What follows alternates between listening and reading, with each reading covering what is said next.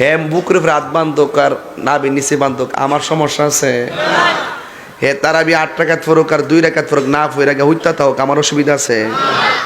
ফাঁক কইরা হারক আর জোরে আমিন কুক, আমার অসুবিধা আছে?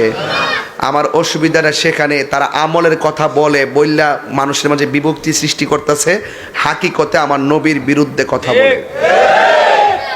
এরা সই হাদিসের নামে বহুত সই হাদিসের মন মতো হইলে মানে আর নাইলে মানে না।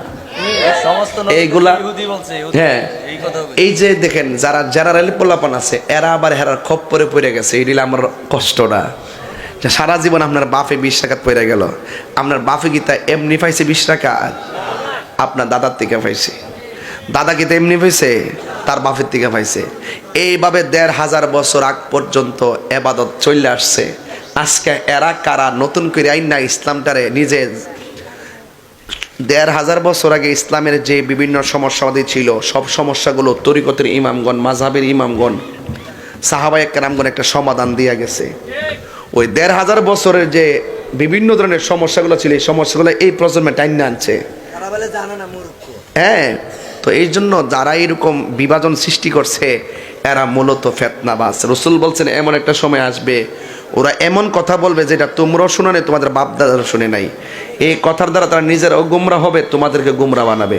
এরা হলো দাজ্জাল, এরা হলো কাজ্জাব। কথা কন ঠিক কি না? তারা বিকে 8 না 20 আর ফোলা পাঞ্জা পাগল হয়েছে। আমি বুঝ জ্বালাইছি কি রে হয়েছে।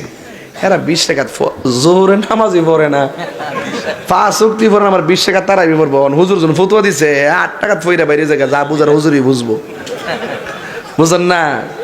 এই জন্য হেরা কিতা করবো, হেরা তালে তালে নাচে। তো আমরা তালে তালে দরকার নাই, আমরা 20 টাকা ছিল 20 টাকা আছে। ওই যুগে যুগে বন্ড নবী দাবিদার বহুত লোকে মনে আইসে আর ফরছে। কথা কন ঠিক না বেঠে? এই জন্য এদের আরে বাংলাদেশে মুসলমানের মধ্যে একদল আছে নবীর শেষ নবী মানে না। কথা কন ঠিক না? কিতা এর দ্বারা কিতা হেরা উইটটা মই দিতারছে মনে করুন। ওই ফাওয়াত তুলে ফিরে রয়েছে, ফাওয়াত তুলে ফিরে থাকবো। এদের পিছনে কিছু প্রভাবশালী লোক আছে বাংলাদেশেও, এই জন্য তারা একটু চলতেছে আর কি। কিছু ফাইন্যান্সিং ম্যাটার আছে, এগুলা দিয়া সরকারও চালা এমনি এমনি দেখুন না, এই জন্য কিছু কয় না। তবে এইটা সত্য, একদিন পতন হবেই, কারণ হারামের মধ্যে কোনো আরাম নাই। কথা বলেন ঠিক না? তারাবি কি 8 না 20? বেতের কি 3 না 1? মা বাপরে সালাম করন যাইবনি? নতুন কাপড় বিন্দন যাইবনি? সবে বরাতে হালুয়া রুটি খাওয়ান যাইবনি? এরপরে নতুন কাপড় পরন যাইবনি? কোলাকুলি করন যাইবনি? বাস আমি দেখছি এবার আর ফতুয়া দেওয়ার পরে নতুন জামা আরও বাড়ছে, সালাম কালাম আরও বাড়ছে। কোলাকুলি আমি তো জামাসটা ফুরি কোলাকুলি শুরু করছি। যখন কোলাকুলি শুরু করছি তখন তারা জ্বলতেছে। তোরা ফতুয়া দিয়ে কি করবি? 2 সাইডটা তো যাইবই, দালাল যেগুলো তো করবোই ফিসে ফিসে, ঠিক না?